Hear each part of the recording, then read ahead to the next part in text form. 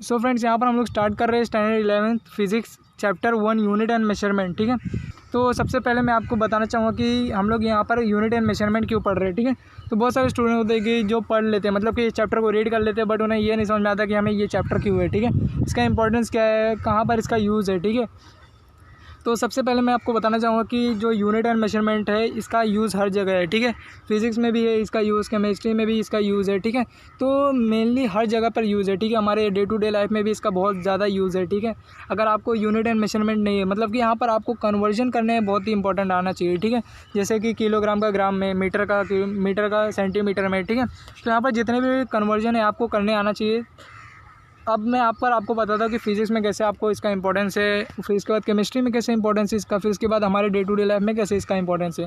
तो सबसे पहले जैसे कि अगर आप लोग जब 11th में जाओगे तो वहाँ पर जब आपका प्रैक्टिकल होगा। ठीक है, 11th में जब आपका फिज़िक्स का प्रैक्टिकल होगा तो वहाँ पर बहुत सारे प्रैक्टिकल्स आपसे करवाए जाते हैं, जैसे वर्नियर कैलिपर्स को लेकर। ठीक है, तो वहाँ पर आपको जो है ये सब मेजरमेंट का ही यूज़ होता है। ठीक है, मेजरमेंट का कि वर्नियर कैलिपर में कितने मेजरमेंट से कितना जो कैलकुलेशन करना होता है, सब किस पे डिपेंड होता है, मेजरमेंट पे ही डिपेंड होता है। ठीक है, तो इसीलिए आपको जो है फिज़िक्स में इसका बहुत ज़्यादा यूज़ है मेजरमेंट का। ठीक है, फिर इसके बाद अगर बात करें केमिस्ट्री में तो वहाँ पर भी जब प्रैक्टिकल होता है, ठीक है, केमिस्ट्री में, तो वहाँ पर जो है वॉल्यूम, ठीक है, कि कौन से लिक्विड का, कौन से केमिकल्स का कितना अमाउंट लेना है। ठीक है, सब वहाँ पर मेजरमेंट करना बहुत इंपॉर्टेंट होता है। ठीक है, वो मेजर से ही लेना होता है, वरना कुछ भी मिस्टेक होता है तो कुछ भी रिएक्शन हो जाता है। ठीक है, रिएक्शन सक्सेसफुल नहीं होता है। ठीक है, तो जैसा कि अभी मैंने आपको बता दिया कि फिज़िक्स और केमिस्ट्री में कैसे आपको यूज़ है। तो अगर देखें तो डे टू डे लाइफ में बहुत यूज़ है। अगर आप वेजिटेबल्स की शॉप पे जाओ, ठीक है, वेजिटेबल या फिर फ्रूट्स की शॉप पे,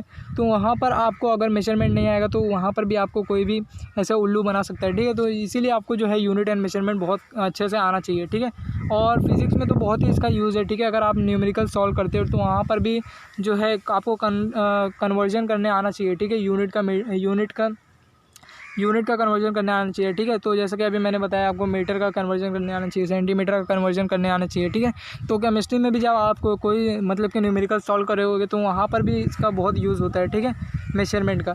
तो बात करें अगर इसके डिस्क्रिप्शन की, तो यहाँ पर बताया physics is a quantitative science. ठीक है, तो पूरा जो है फिजिक्स वो किस पे डिपेंड है, क्वांटिटी पे। ठीक है, कि कितनी क्वांटिटी होनी चाहिए। ठीक है, मतलब मेजरमेंट पे ही पूरा डिपेंड है। ठीक है, तो अभी तो आपको इतना इंपॉर्टेंस नहीं लगेगा यूनिट एंड मेजरमेंट, बट जब आप 11th में जाओगे, ठीक है, तो वहाँ पर जब आपका प्रैक्टिकल होगा तो वहाँ पर आपको समझ में आएगा कि यूनिट एंड मेजरमेंट का हमारे कितना इंपॉर्टेंट है हमारे लिए। ठीक है, इसके बाद बताया where we measure various physical quantities during experiments. ठीक है, तो जैसा कि मैंने अभी आपको बता दिया कि एक्सपेरिमेंट के दौरान हम लोग कैसे कैसे जो यूज़ करते हैं, ठीक है, मेजरमेंट्स का।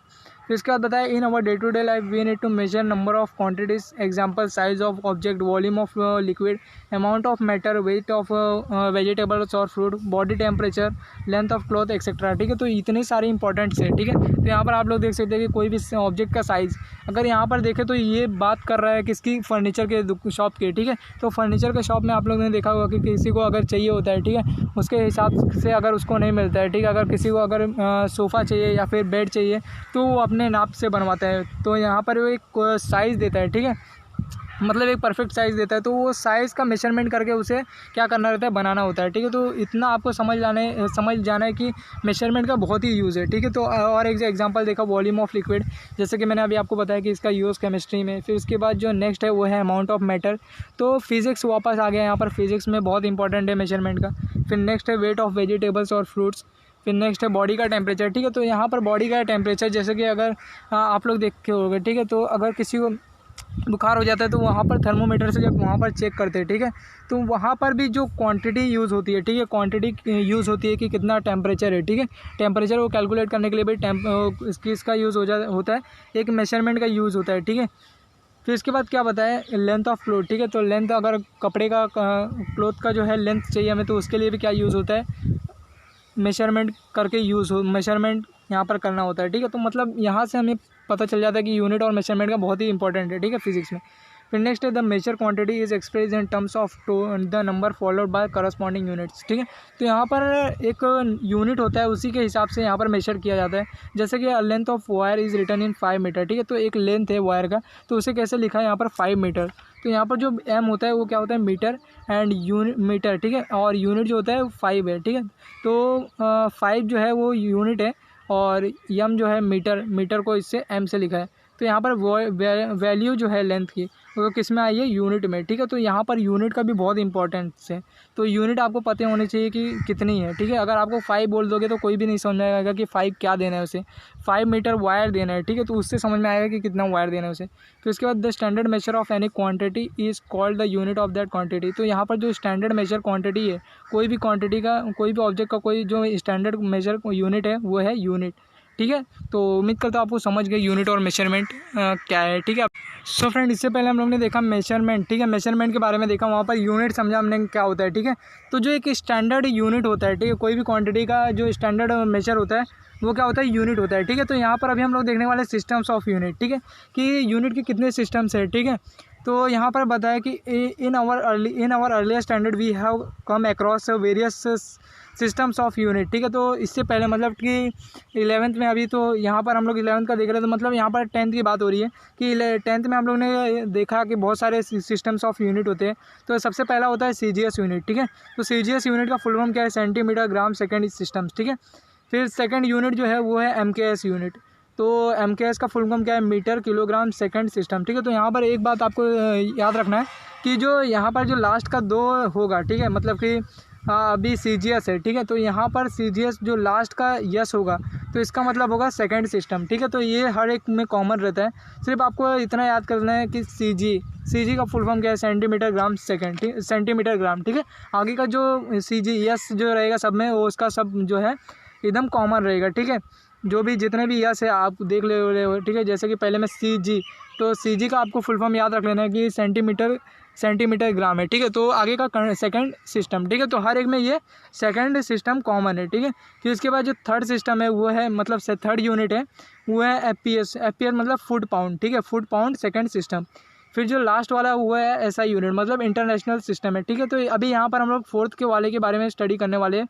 बहुत ज़्यादा अभी जो फिजिक्स में यूज़ हो रहा है वो है SI यूनिट, ठीक है। तो ये जो बाकी जो तीनों है, मतलब कि CGS MKS और FPS, इनका तो यूज़ नहीं होता है अभी इतना ज़्यादा। सबसे ज़्यादा यूज़ होता है SI यूनिट का, मतलब इंटरनेशनल सिस्टम इंटरनेशनल का, ठीक है।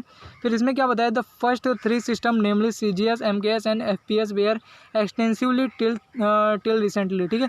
तो अब तक इन तीनों का यूज़ होता था, CGS MKS और FPS का। बट इन 1967 में the 14th general conference of weight and measurement recommended the use of international system of unit, ठीक है। तो यहाँ पर 14 जनरल कॉन्फ्रेंस जब हुआ तो यहाँ पर SI यूनिट का जो है मतलब बताया गया कि SI यूनिट अब से यूज़ होगा, ठीक है। तो इस यूनिट को SI यूनिट भी बोलते हैं, इंटरनेशनल सिस्टम्स को SI यूनिट भी बोलते हैं, ठीक है। सो फ्रेंड्स, यहाँ पर अभी सिस्टम्स ऑफ यूनिट्स के बाद हमारा जो नेक्स्ट टॉपिक है वो है फंडामेंटल क्वांटिटीज़, ठीक है। यहाँ पर अभी फंडामेंटल क्वांटिटीज़ के बारे में हम लोग पढ़ने वाले हैं, ठीक है। तो फंडामेंटल क्वांटिटीज़ क्या होते हैं उसके बारे में यहाँ पर देखने वाले। तो बेसिकली यहाँ पर बताया देयर आर 7 फंडामेंटल क्वांटिटीज़। पहला जो है वो है लेंथ, दूसरा है मास, तीसरा है टाइम, चौथा है टेम्परेचर, पाँचवा है इलेक्ट्रिक करंट, छठवा है ल्यूमिनस इंटेंसिटी और सातवां है अमाउंट ऑफ सब्सटेंस, ठीक है। तो यहाँ पर आपको अच्छे से याद रख लेना है कि ये सब क्या है, फंडामेंटल क्वांटिटीज़ है।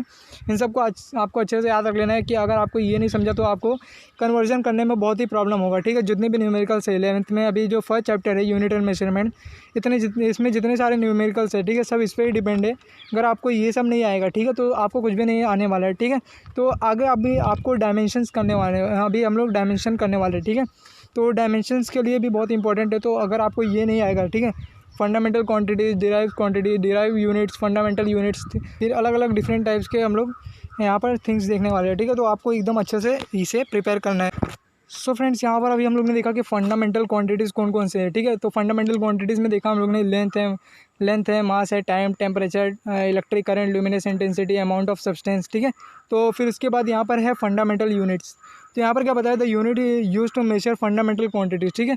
तो यहाँ पर जितने भी, जैसे कि अभी मैंने बताया कि फर्स्ट फंडामेंटल क्वांटिटीज़ क्या है, लेंथ है, ठीक है। तो लेंथ को मतलब कि मेजर करने के लिए जो यूनिट यूज़ होती है, जैसे कि मीटर, ठीक है। तो लेंथ का यूज़ करने के लिए मीटर यूज़ होता है। तो ये क्या है, उसका फंडामेंटल यूनिट है, ठीक है। क्या है, फंडामेंटल यूनिट। तो इसके बाद बताया the fundamental quantities their unit are and are symbol are shown in the table, ठीक है। तो यहाँ पर आपको अच्छे से याद रख लेना है कि आपको क्या क्या ये प्रिपेयर करना है। सबसे पहले तो आपको फंडामेंटल क्वांटिटीज़ देखना है कौन कौन से है, ठीक है। 7 फंडामेंटल क्वांटिटीज़ हैं, उनको याद रख लेना है, उनका सिंबल आपको अच्छे से याद रख लेना है, ठीक है। फिर उसके बाद आपको देखना है, ठीक है, कि फंडामेंटल यूनिट्स कौन कौन से हैं, ठीक है, कि जैसे अभी फंडामेंटल क्वांटिटी है हमारा लेंथ, ठीक है, तो इसको मेजर करने के लिए कौन सा जो है ऐसा यूनिट, मतलब कि इसका यूनिट यूज़ हो रहा है, ठीक है। तो जैसे कि लेंथ को मतलब कि मेजर करने के लिए मीटर यूज़ हो रहा है, फिर इसका मास को मेजर करने के लिए किलोग्राम यूज़ हो रहा है, ठीक है। तो ऐसे आपको पूरा फंडामेंटल यूनिट्स जो है 7 आपको अच्छे से याद रख लेना है। फिर उसके बाद उसको मेजर करने के लिए जितने भी यूनिट्स यूज़ हो रहे हैं, ठीक है, 7 फंडामेंटल क्वांटिटीज़ को मेजर करने के लिए 7 यूनिट्स यूज़ हो रहे हैं, तो उन सबको आपको अच्छे से याद रख लेना है, ठीक है। तो इस वीडियो में इतना ही, फिर आगे हम लोग देखने वाले हैं डिराइव क्वांटिटीज़ के बारे में, ठीक है।